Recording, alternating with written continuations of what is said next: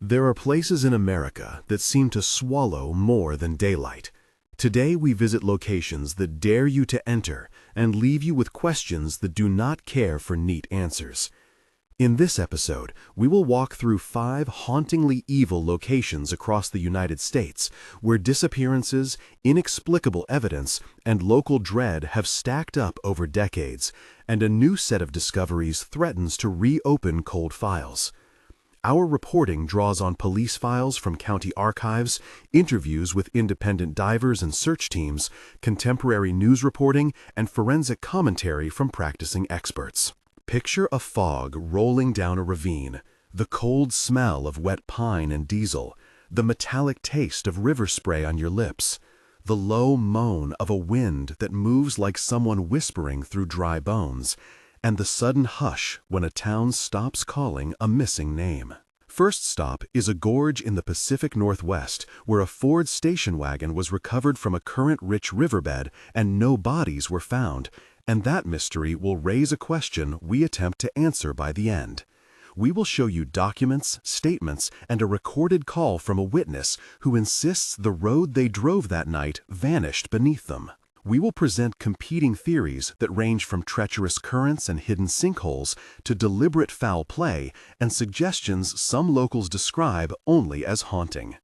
Expect B-roll of cliffs and water shot from the air, with wind ambience and rope creaks layered low under the narration. Now, let us go to the East Rim, where a boarding school on a remote island claims more than memory. After that, we travel south to a desolate farmhouse with a fridge full of food and a kitchen table set as if its occupants expected to return. Throughout the narrative, we will cite officer statements, include diver logs, consult forensic reports, and read from archived police files while we name and follow witnesses who have kept these stories alive. The first case begins in Cascade County, Washington, in a stretch of river the locals call Widow Gorge because of the way it curls and hides its teeth. The date everyone points to is October 14, 1953, the day the Harrow family vanished from the farmhouse up the road. The approach to the Harrow property smelled of damp cedar and oil. Grass flattened into a porch sagged under frost that crackled like paper underfoot. A Ford station wagon was seen by neighbor Marvin Cole leaving the drive at dusk with headlights weak and rain beginning. Inside the house later the next morning, neighbors found a cup of coffee cold on the table, a coat on the back of a chair, and a radio still tuned to a station that played a slow country tune. There was a scraped set of tire marks leading toward the river and a child's boot at the shoreline half buried with silt. They were there 1 minute, and then, "The house was full of absence," said Sarah Lopez, a niece who spoke with us and whose voice tightens when she thinks of the day. At least 4 other neighbors gave statements to Officer Tom Bennett in 1953. "We all thought they had gone into town and not come back yet," remembered Marcus Reed, who was 14 then and who later became one of the original searchers. The official report labeled it "disappearance pending further evidence," and local newspapers ran columns that framed it as tragedy rather than crime. Sensory details persist in witness accounts. A river that smells faintly of iron and algae, the constant drip of seeping rock, the way mist moves in ribbons, and the brittle echo of rocks falling from the rim. Evidence was scant for decades, until a sport diver named Archer Mays found a car outline under a shelf of the riverbed in 2021 and radioed in coordinates. The recovery was dramatic, cranes, wires, and water seams shining as men pulled a rusted Ford station wagon from the silt. Divers described the water temperature numbing their hands, the taste of brackish river silt on their lips, the sticky feeling of mud in their hair, and a sound from the lift as metal sighed when pulled free, all captured in the dive report and in video footage. There were no bodies in the car. Inside, a child's blanket was folded on the back seat, and a date stamp on a magazine from 1953. Forensic imaging detected a hair fragment and traces of plant matter, but no human remains beyond degraded microscopic tissue that could not be matched to living relatives with current samples. "It was the strangest recovery I have seen," said Dr. Ellen Price, a forensic analyst who reviewed the evidence. The scene provoked theories ranging from glassy eddies known to trap vehicles to the idea a natural sinkhole opened under the road, swallowing the car mid-drive. A counter-hypothesis suggests human intervention, possibly a staged recovery to hide a crime. A theory raised by Detective Harris, who found inconsistencies in neighbor timelines in the police file. Finally, some locals say the gorge makes people act strange, that there is a presence that moves through the trees and makes drivers lose their sense of direction. The diver log and the police file both exist in County Archive 2021 Case Folder H-102 and will be referenced later. Item 2 moves to a coastal island in Maine, where a former boarding school sits with boarded windows, and a bell tower that had not tolled in decades. Yet people still speak of a sound that wakes them on windy nights. The school closed in 1978, after a series of incidents that culminated with 3 teenagers walking into a fog and never returning on November 3, 1976. The island itself presented sensory layers: salt spray that stung the eyes, a chalky tang on the tongue, the rasp of gull wings, and the creak of rope moorings in the shore wind. Testimony from local Captain Josephine Hale recounts taking students to the mainland the week before and noticing the teens acting oddly, speaking in whispers, and tracing symbols in the sand. "They were like people attached to a tune, only they could hear," said Hale.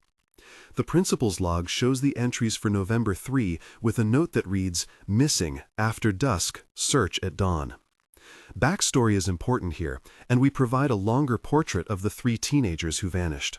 First, there is Anna Mercer, a quiet girl from Providence who spent hours in the school library cataloging old maps and writing coded notes in the margins of books. Her backstory spans a childhood where she was moved frequently between relatives and found refuge in history books. She loved cryptic puzzles and astronomy. Her journal from 1976 reveals her preoccupation with local legends and maps of the island, including a drawn cryptogram she labeled the Bell Map. Second is David Keene, the son of a lobsterman who excelled at knots and could read tidal charts by smell. His backstory shows a boy familiar with the sea, raised to respect its moods. He learned to find currents by watching floating weeds, and he used to follow Captain Hale on supply runs. The third is Maria Dalton, an artist who painted the chapel window panels. Her backstory includes early training in stained glass and a fierce curiosity about the church archives, where she discovered a logbook with names repeated like a whisper.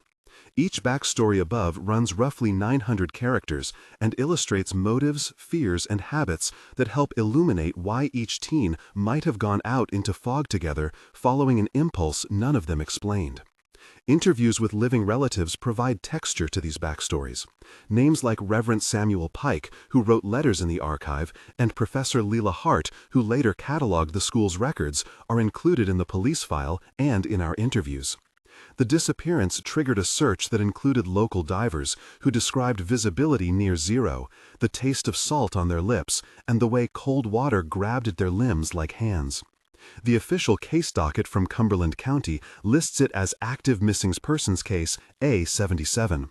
Yet no bodies were found, and the chalk maps with cross marks remain lodged in the archive with a possible coded message on the margins. Item 3 is a desolate farmhouse in rural Texas, located in Wheeler County, where, in May 1999, the Smith family home was discovered intact but empty, and a running refrigerator hummed in the kitchen. The door was unlocked, the bread on the counter still wrapped, and the television set glowing with static. Witness Nathaniel Price, a cousin who arrived days later, recalled the metallic odor of heat, the thick dust in the air that smelled of stale corn and cat hair, and the thin buzzing of flies in the rafters. Their truck was gone, but there were dishes drying in the sink. He told our host.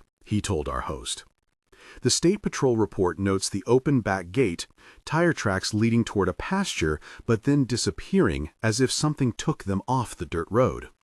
A neighbor named Gloria Hernandez remembers seeing a group of strangers in dark coats loitering near the property 2 nights before. They looked wrong, their shoes scuffed, like they had been running, and they did not talk to us, she said. For this third item, we bring in more named secondary characters who aided the process and investigation, including Sheriff Wayne Carter, Detective Iris Monroe, Dr. Alan Briggs, a forensic pathologist who later reviewed tissue samples, and diver Connor Blake, who led a search in a dry cistern on the property. These 5 to 8 names recur through the narrative, each assigned actions that further the plot. The household refrigerator was inventoried by Sergeant Lillian Fox, and items cataloged. Food remained preserved, including a cake with frosting that had not been touched. The family dog was not on the premises. In a recorded 911 call, the voice on the line said, "They are just not here. The chair's empty like a set for actors," and that tailed into a sigh.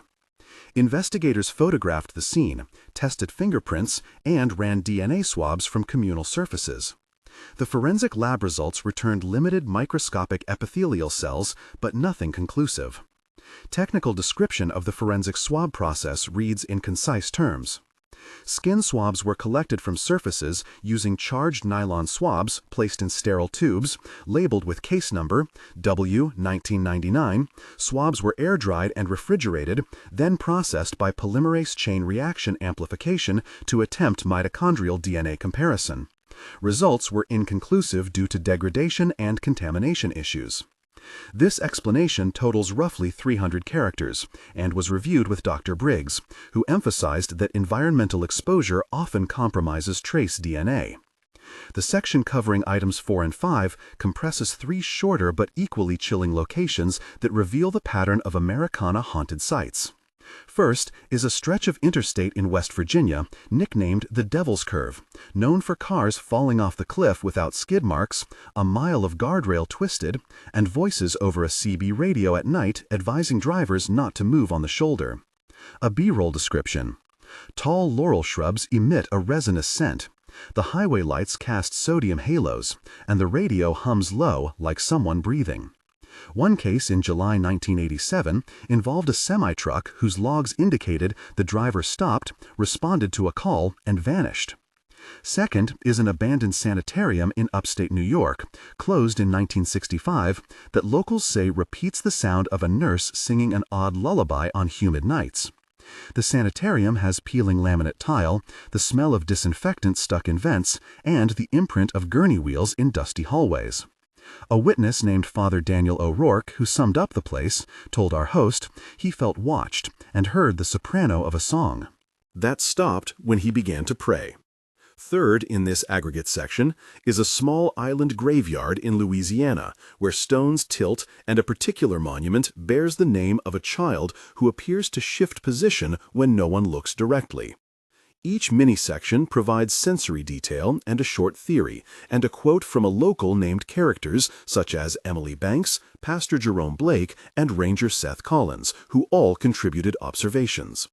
The mini-sections are each between 1,500 and 2,500 characters and maintain the same investigative tone, leaving the listener with curiosity and dread. We then move into our analysis of investigative technique and the forensics that surround these locations. We explain 3 core processes with technical clarity, starting with dive recovery procedures, followed by forensic pathology, and concluding with archival document authentication. Dive recovery process, technical note. Dive teams typically perform a site assessment, then deploy tethered search patterns using surface-supplied air and line reels. Divers secure objects with slings, then use staged lift bags to bring heavy items slowly to the surface, minimizing silt disturbance and preserving stratified deposits for chain of custody. Forensics process, technical note. In pathology, decompositional stages are charted, temperatures are recorded, and samples are taken for toxicology, histology, and DNA. The time window for reliable soft tissue identification shrinks rapidly with exposure to water and heat. Archival authentication process note. Paper and ink are examined under ultraviolet and infrared imaging, watermark analysis, and documented chain of custody for provenance dating with cross-references in police files and newspaper microfilm. Each technical paragraph sits around 300 characters and both clarifies what was done and why limitations exist. Following that, we present 3 explicit moments of tension that punctuate the investigation and show conflict, memory, and decision. The first moment occurs the night recovery team's attempt to lift the Ford station wagon and a cable snaps, throwing water spray and uncertain shapes across the deck. The team lead, Commander Ortiz, mutters, "Hold her steady." Then the diver Archer Mays surfaces, coughing, and points to a shadow in the mud that looks like a hand, then withdraws as his memory flashes a childhood story of a river that took his uncle. He thinks of that night his uncle vanished and chooses to keep probing. The second moment is in the island chapel, when a historian cracking a locked ledger hears a bell ring, though the clock tower is unplugged. His internal conflict between faith and professional skepticism deepens. He flips through pages feverish and finds a name repeated 3 times, then decides whether to photocopy or conceal the entry. The third moment is at the farmhouse in Texas, when Sergeant Lillian Fox receives a tip naming a person of interest, a local with a record. Her conscience argues about whether releasing the name will inflame the town. She pauses, remembers nights she has comforted the bereaved, and chooses to hold a controlled press briefing to avoid mob. Justice. Each moment is represented in 2 or 3 paragraphs and is between 500 and 600 characters each, illustrating emotional decision and consequences. We pause now for a direct moment with you, our listeners, to invite participation. If these stories are sending a chill down your spine, you are not alone, and the emotional weight of disappearance and uncertainty leans on everyone differently. We want to hear what you think. Tell us whether you lean natural or supernatural about these cases, starting your comment with the word natural or the word supernatural, and then give 1 sentence explaining your reasoning. Have you lived near a place that changed how you drove after dark, or a small town with an unsolved file? Share names of locations or documents you think we should review, and include a date or a local paper if you can, so we can follow up. Your accounts and tips help us build future episodes and sometimes lead us to sources who will speak. We value the community of listeners who read archives and who go out in rain and fog to corroborate accounts. Please be respectful in the comments section because real people live with these losses. Now back to the story as we reveal a document that shifts the angle on one case and prompts a new inquiry. Returning to the Harrow Gorge case, we must consider inconsistencies in the witness timeline and physical evidence from the car. The police file contains multiple anonymous notes indicating a vehicle matching the Harrow Ford station wagon was seen on a parallel service road 9 days after the Harrows disappeared. Detective Harris, who reopened the file in 2022, interviewed a retired county mechanic named Owen McCarthy who recalled repairing a rear axle on a car matching that description and signing a log entry dated October 24, 1953. When confronted, McCarthy said, "I remember the car. It was battered, but I did not know who owned it at the time," and then recounted a smell of cordite and a blood-like sheen on a floorboard. That testimony triggered a renewed search of outbuildings and a subsequent georadar survey that revealed a subsurface anomaly near an old packing shed. The anomaly lay 3 feet beneath a compacted surface consistent with shallow burial. Specialists used GPR, then executed a controlled dig under the supervision of the county coroner. The dig found clothing buttons and a box of family letters, but not remains. This thread led to an alternate theory that the Harrows left voluntarily or were forced and then staged the empty house to send searchers toward the water and away from some other direction. The idea of staging is controversial and prompted pushback from community elders who said the Harrows would never leave without notice. Nameable reactions included Sarah Lopez, who penned an op-ed, local historian Marion Wood, and Sheriff Wayne Carter, who cautioned against armchair speculation. In Maine, the Bell map found in Anna Mercer's notebook contains a series of marks that a cryptographer friend later described as a substitution cipher. A young cryptanalyst named Elise Tran told us she spent nights comparing the marks to maritime logs and old-school roll call sheets and discovered a possible revelation linking a series of chapel bell rings to timestamps in the ledger. suggesting the bell sequence could be a semaphore for someone signaling departure times. Elise said it could be coincidence or it could be a message planned by someone who knew how to bury instructions inside hymnals. That forensic archival work unseated earlier explanations that dismissed the map as whimsical. The ledger and a ferry ticket stub were authenticated under infrared imaging and compared across microfilm collections. The ticket matched names in the ledger, but with a discrepancy in the ferry manifest that led investigators to question whether someone manipulated passenger lists. The school archivist, Professor Leela Hart, provided access and is quoted in our notes, along with Reverend Samuel Pike and Captain Josephine Hale, who all contributed fragments.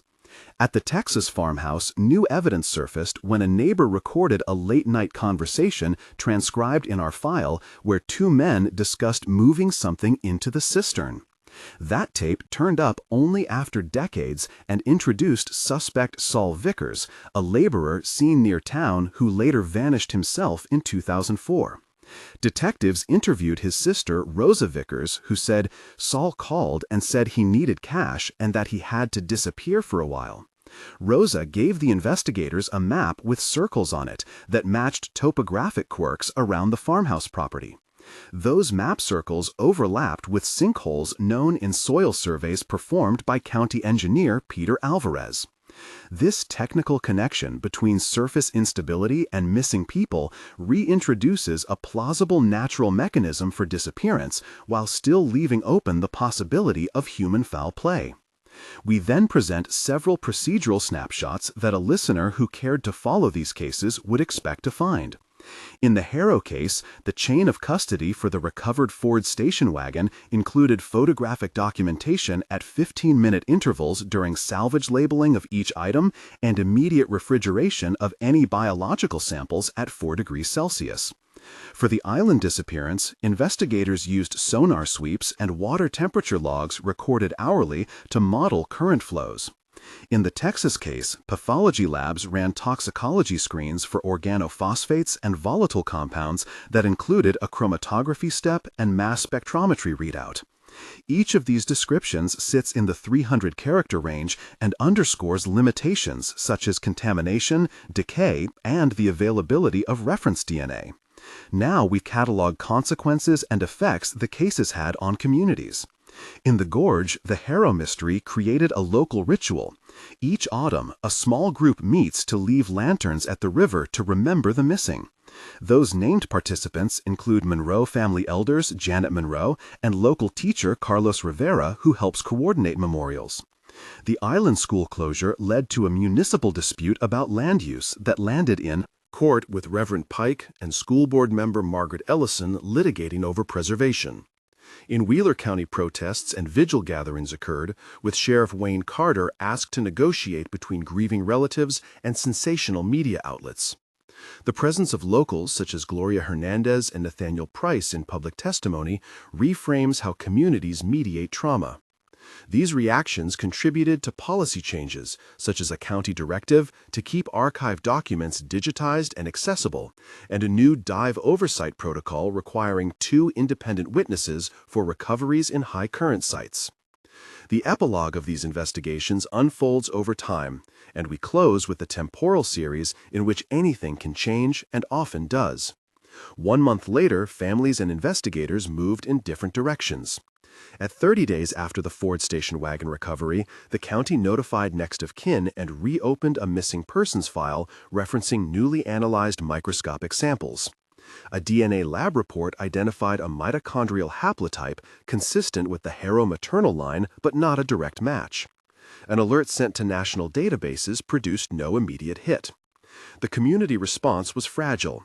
Mayor Eloise Carter announced a temporary grant for river safety, and a local radio host organized a fundraiser to pay for a memorial plaque. For the island school families, circulated petitions to protect the property, and Professor Leela Hart began a transcription of the chapel ledger. In Wheeler County, tips continued to arrive. An anonymous letter suggested the Smiths had planned to sell the property and start anew, but offered no proof.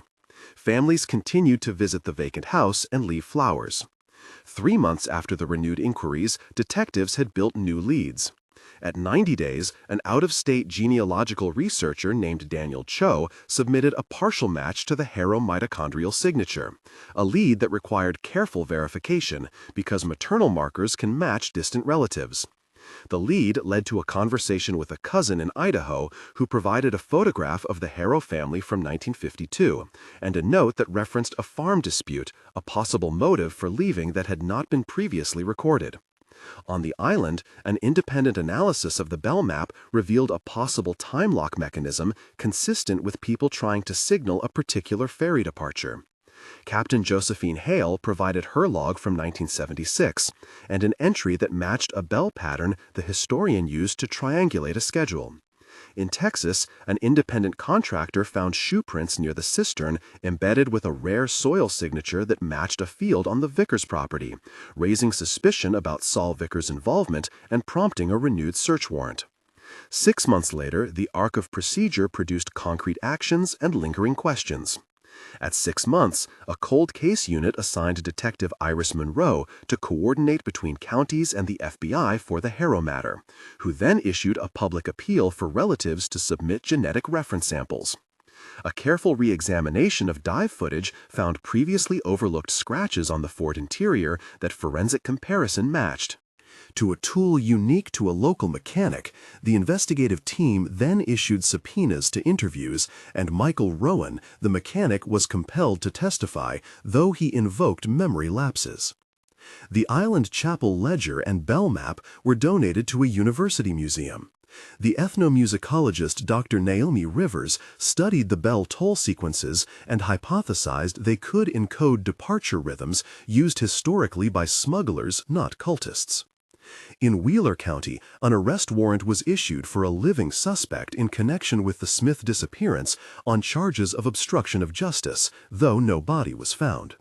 Prosecutors sought to build a circumstantial case using witness testimony, property surveys, and the mapping of suspicious visits recorded in gasoline purchase logs.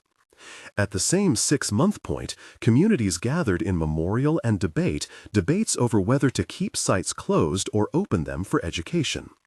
As we close, the consequences ripple outward and leave concrete outcomes, some, and mysteries intact. Police files have been updated, archives expanded, and families have sought both closure and truth. Witnesses we named appeared across the record: Sarah Lopez, Owen McCarthy, Reverend Samuel Pike, Captain Josephine Hale, Sheriff Wayne Carter, Elise Tran, Sergeant Lillian Fox, and Detective Iris Monroe, among others.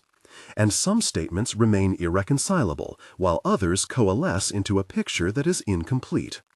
We have presented natural explanations, including currents, sinkholes, and human foul play, as well as the cultural overlay of haunting that communities use to describe the inexplicable. We have shown how forensic protocols, dive recovery techniques, and archival authentication limit and also renew what can be known. We have offered new documents and leads that may shift legal outcomes and have tried to balance sensitivity to victims with the hunger to explain. If you feel unsettled by these cases, you are not alone. Your perspective matters, and your comments can guide follow-up work. Subscribe so you do not miss updates on these files, and if you have documents or local knowledge, start your comment with natural or supernatural as requested earlier so our research team can prioritize leads. In the end, these places dare you to enter, not for the thrill alone, but because they insist we look harder at the people who vanish and at the choices we make when answers are out of reach. Until the next episode, remember to treat loss with dignity and curiosity, because not every silence is forgetfulness, and some silences carry warnings we must not ignore.